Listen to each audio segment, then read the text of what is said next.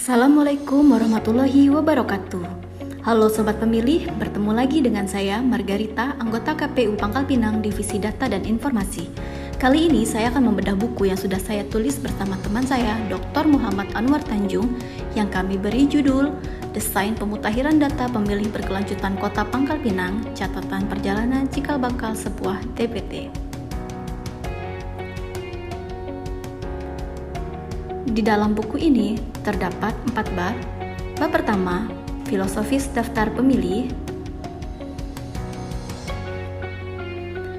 Lalu bab kedua, persoalan daftar pemilih di Indonesia.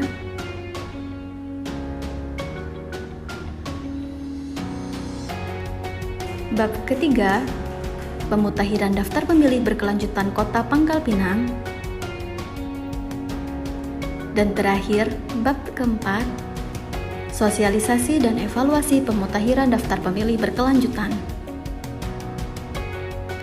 Untuk mengetahui masing-masing bab tersebut, mari kita bahas satu-satu. Bab pertama berisikan regulasi tentang sumber dan standar internasional pemilihan umum, kemudian apa itu hakikat daftar pemilih, kemudian pengertian dan regulasi tentang daftar pemilih berkelanjutan.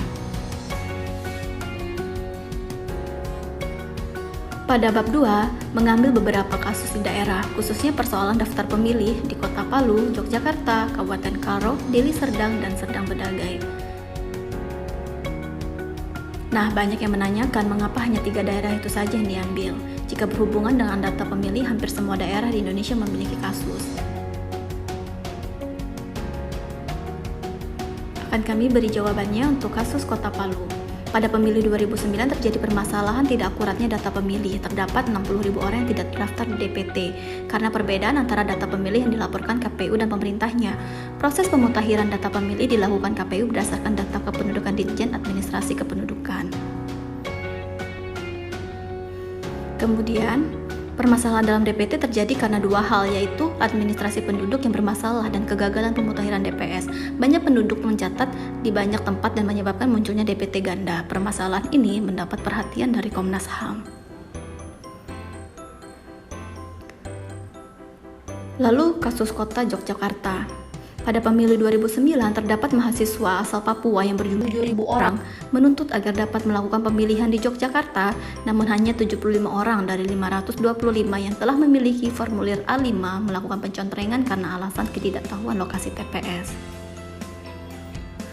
Selain itu juga, Komnas HAM menemukan dalam proses pemutakhiran data petugas, pemutakhiran data tidak dapat melakukan pemutakhiran data karena tidak tersedianya dana operasional sehingga Muhammad Kerja Mutarli.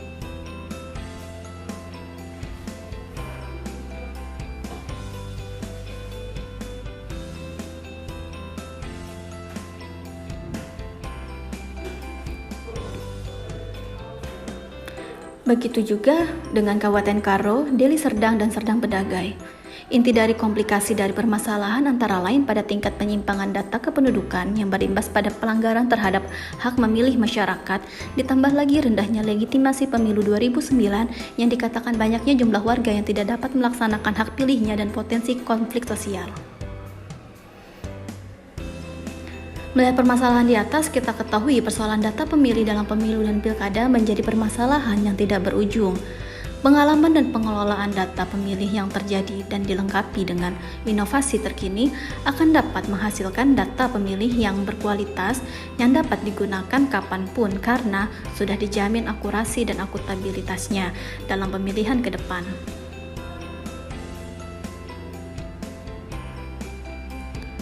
Bab ketiga, membahas pemutakhiran daftar pemilih berkelanjutan Kota Pangkal Pinang. Bagi kami, DPB ini adalah solusi untuk mengatasi permasalahan data pemilih yang setiap pemilihan selalu menjadi topik ketika MK.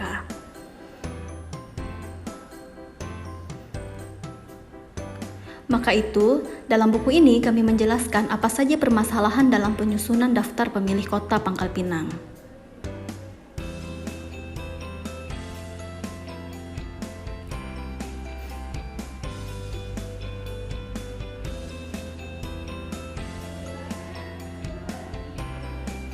Permasalahan yang kami alami antara lain kesulitan dalam mengupdate data karena regulasi Dukcapil hanya memberikan 2 elemen kependudukan, ditambah lagi portal Ceknik itu tidak bisa dibuka walaupun sudah diberikan username dan passwordnya.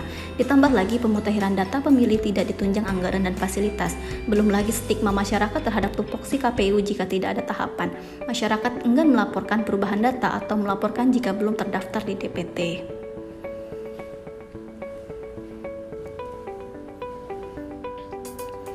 Namun dalam menghadapi permasalahan ini, KPU Pangkal Pinang telah melakukan beberapa inovasi. Di antaranya, 1. Melakukan kerjasama dengan pemerintah Kota Pangkal Pinang atau MOU. Dalam MOU tercantum setiap bulannya, pihak kecamatan berkewajiban untuk menyampaikan laporan penduduk yang mutasi keluar ataupun ke dalam dan penduduk yang meninggal.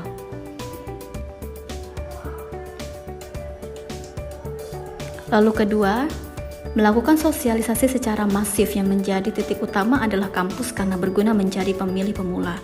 Sekolah kami bekerja sama dengan pihak sekolah dengan memberikan belangko untuk diisi oleh siswa-siswa yang berusia 17 tahun. Penyampaian informasi via videotron, media massa, dan media sosial. Videotron kami bekerja sama dengan pemerintah Provinsi Bangka Belitung, pemerintah kota, Angkasa Pura, dan 21 Best Cinema.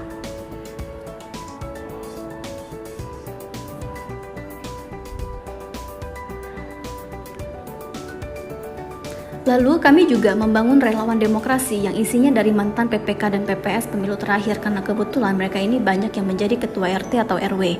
Pada dasarnya relawan DPB ini merupakan salah satu metode untuk mendekat ke sumber data. Karena informasi tentang masyarakat itu RT atau RW lah yang lebih mengetahui lebih dahulu. Hal itu dilakukan karena kita ketahui regulasi Dukcapil membuat kita keterbatasan dalam memperoleh data untuk dimutakhirkan. Cara kerjanya, relawan DPP direkrut ditetapkan dengan SK berdasarkan hasil pleno. Relawan DPP bisa diambil 1 orang setiap desa atau 1 orang setiap kecamatan. Masalah kompensasi bisa dibicarakan internal. Nah, hasil informasi yang mereka sampaikan bisa disampaikan via aplikasi atau manual. 4. Aplikasi kami membuat aplikasi eDPB atau diberi nama Siranda. Yang menjadi keunggulan Siranda, kami tidak membuatnya web-based atau tidak memiliki server pribadi sehingga sangat sulit untuk diretas. Aplikasi ini juga menyediakan laporan secara real-time. Ditambah lagi, interface aplikasi ini dibuat sangat menarik dan berbeda dari aplikasi formal yang lain. Kami juga menyiapkan kolom pemilih agar memasukkan nomor WA agar nanti setelah pemilih mengisi dapat notifikasi berdasarkan informasi yang kami input.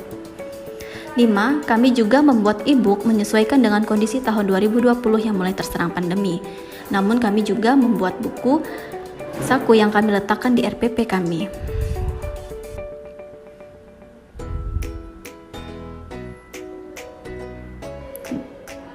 Nah, begitulah kurang lebih isi dari buku ini. Kami yakin masih banyak sekali kekurangan. Insya Allah akan kami sempurnakan pada buku kami selanjutnya. Semoga ringkasan buku ini bermanfaat. Nantikan program kami selanjutnya dalam memutakhirkan data pemilih berkelanjutan ini ya. Jangan lupa untuk follow channel kami di KPU Kota Pangkal Pinang. Boleh di subscribe dan like dan komen untuk kemajuan channel ini. Terima kasih.